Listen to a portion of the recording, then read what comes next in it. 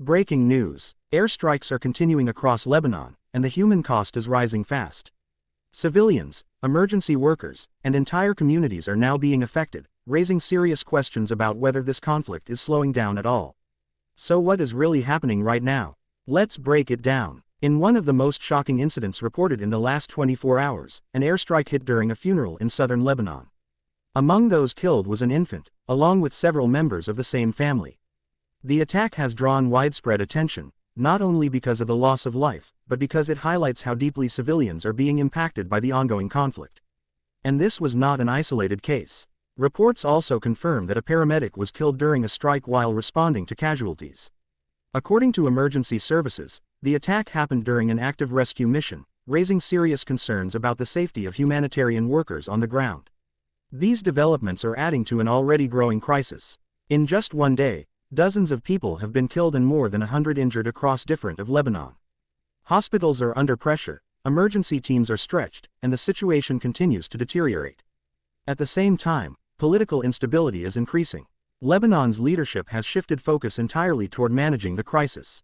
Plans for international visits have been postponed, and attention is now centered on internal security and national stability. This indicates that the situation is not just a military issue, it is becoming a full-scale national emergency. What makes this even more concerning is the timing. All of this is happening just days after Donald Trump announced a ceasefire agreement with Iran. At that moment, there was hope that tensions might begin to ease. But instead, the conflict appears to be shifting and expanding. The key issue is that the ceasefire does not cover every front of the conflict. While it may apply to certain parties, it does not include all regions or all groups involved. As a result, military operations in places like Lebanon are continuing, even as diplomatic efforts are being discussed elsewhere. This creates a dangerous contradiction. On paper, there is a ceasefire.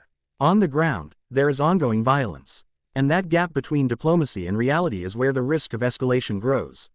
At the same time, ceasefire talks themselves are facing challenges. Recent diplomatic efforts have reportedly failed to reach a broader agreement, increasing uncertainty about what happens next.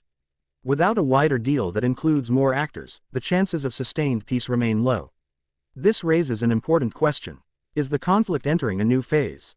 Because what we are seeing now suggests that it is not stopping, it is evolving. New areas are being drawn in, new tensions are emerging, and the overall situation is becoming more complex. Beyond the immediate region, there are also global concerns. Ongoing instability continues to put pressure on key trade routes and energy supplies. Any further escalation could have wider economic consequences, affecting markets far beyond the Middle East. For now, the situation remains highly unstable. Strikes are continuing, civilian casualties are rising, diplomatic efforts are uncertain, and despite talk of ceasefires, there is no clear sign that the conflict is coming to an end. The coming days will be critical. If tensions continue to rise and no broader agreement is reached, the risk of further escalation remains high. But if diplomatic efforts expand and include more parties, there is still a possibility, however small, that the situation could begin to stabilize. Until then, the reality is clear. The war is not over, and in some areas, it may be getting worse. This is News Insights. Subscribe for the latest updates on global events.